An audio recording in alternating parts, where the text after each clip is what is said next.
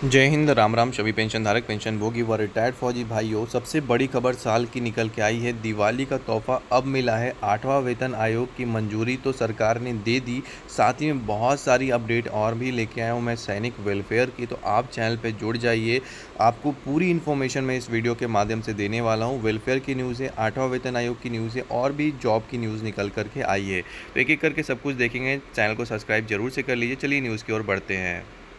देखिए, सबसे पहले तो मैं आपको एक अर्जेंट चीज़ बता दूं कि देखिए 29 तारीख को यहाँ पर जो है वैकेंसी है, जो कि जॉब फेयर होने वाला है कोलकाता के अंदर। तो यहाँ पर अगर आप अप्लाई करना चाहते हैं तो यहाँ पर देखिए वेन्यू दिया हुआ है, इस जगह पर जा सकते हैं आप। जितने भूतपूर्व सैनिक यहाँ पर ओआर और जेसीयूज हैं उनके लिए वैकेंसी निकल करके आई है। लोकेशन यहाँ पर दिया हुआ है, लास्ट डेट 29 अक्टूबर है।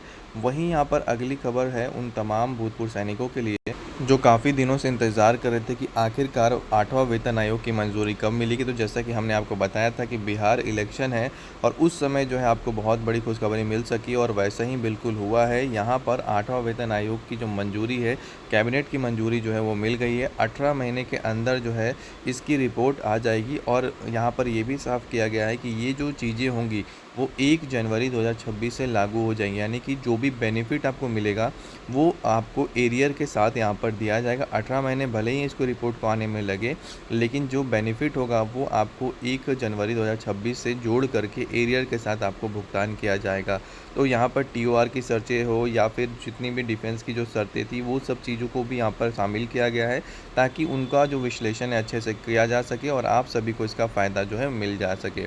यहाँ पर अगली खबर निकल कर के आ रही है, सबसे बड़ी, DSP account convert to DPA. जी हाँ, एक ऐसा मामला निकल के आया है जहाँ पर पूर्व सैनिक जो है अपना डीएसपी अकाउंट से जो सैलरी उठा रहे थे, जब रिटायर्ड हुए तो उसको डीपीए अकाउंट में कन्वर्ट नहीं कराया, जिसके कारण यहाँ पर जो बेनिफिट है, जो यहाँ पर हमारे एक्स सर्विसमैन को बेनिफिट मिलता है, चाहे वो पर्सनल इंश्योरेंस हो, लाइफ इंश्योरेंस हो, इन सब चीज़ों को जो बेनिफिट मिलता है वो सारी चीज़ें जो है कवर नहीं हुई और उनका जो है यहाँ पर जब डेथ हुआ तो उनके फैमिली को लगभग 30-40 लाख रुपए का जो नुकसान है वो यहाँ पर झेलना पड़ा।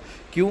क्योंकि यहाँ पर जैसा कि आपको पता है कि जब आप यहाँ पर ऑन ड्यूटी रहते हैं तो आपका डीएसपी अकाउंट रहता है जिसमें आपकी हर महीने सैलरी आती है, लेकिन आप जब रिटायर्ड होते तो उसको आपको डीपीए यानी डिफेंस पेंशन अकाउंट में ट्रांसफ़र करना ज़रूरी है। तभी आपको जो यहाँ पर बेनिफिट है पेंशन वाला, डिफेंस पेंशन का, जो यहाँ पर देखा होगा आपको कि हम जो वीडियो बनाते हैं तो उसमें एसबीआई का अलग अलग टर्म्स एंड कंडीशन होता है कि अगर इतना एक्सीडेंट हुआ तो 1 करोड़ मिलेगा या फिर 50 लाख मिलेगा, एयर एक्सीडेंट हुआ तो इतना मिलेगा। तो ये सारी चीज़ें जो होती है वो अलग अलग बैंक अकाउंट में अलग अलग कंपनी, मतलब जैसा है कि एसबीआई का अलग हो गया, कैनरा बैंक का अलग हो गया, पीएनबी का अलग हो गया। तो इस टाइप से अलग अलग यहाँ पर शर्तें होती है और इसका बेनिफिट तभी मिलता है जब आपका यहाँ पर अकाउंट डीपीए में कंसीडर किया जाएगा, डीपीए में कन्वर्टेड होगा। तो अगर नहीं है तो आप अपने बैंक में जाके एक बार पता ज़रूर से करें, क्योंकि बैंक में ही आपको, बैंक के थ्रू ही ये करवाना पड़ता है कन्वर्जन। और इसके लिए लेटर भी देखा जाए तो यहाँ पर जो है पहले जारी किया गया था। 2025 फरवरी में एक लेटर आया था कि आपको कन्वर्जन जो है यहाँ पर रिटायरमेंट के बाद डीएसपी से डीपीए अकाउंट में यानी डिफेंस पेंशन अकाउंट में करना ज़रूरी है, ताकि आपको बेनिफिट जो है वो यहाँ पर मिलता रहे। वहीं एक यहाँ पर एक बड़ी खबर निकल के आई है, झेलम एक्सप्रेस में जो है फर्जी टीटी बन करके जो है भारतीय सेना का जवान गिरफ्तार। जी हाँ, भारतीय सेना का एक जवान जो है वो फर्जी टीटी बन करके गया, कह सकते हैं अवैध वसूली कर रहा था और कंफर्म टिकट जो है ट्रेन के अंदर दे रहा था टीटी बन करके।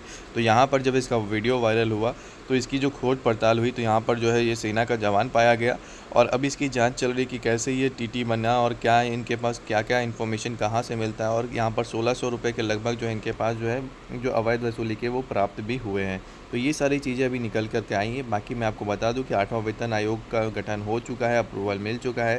तो आपका यहाँ पर जो है अब कोई भी जो है पैसा रोक नहीं सकता। आपका एमएसपी जो है वो भी बढ़ेगा और आपके सैलरी पेंशन सब कुछ बढ़ने वाला है। जय हिंद, जय भारत।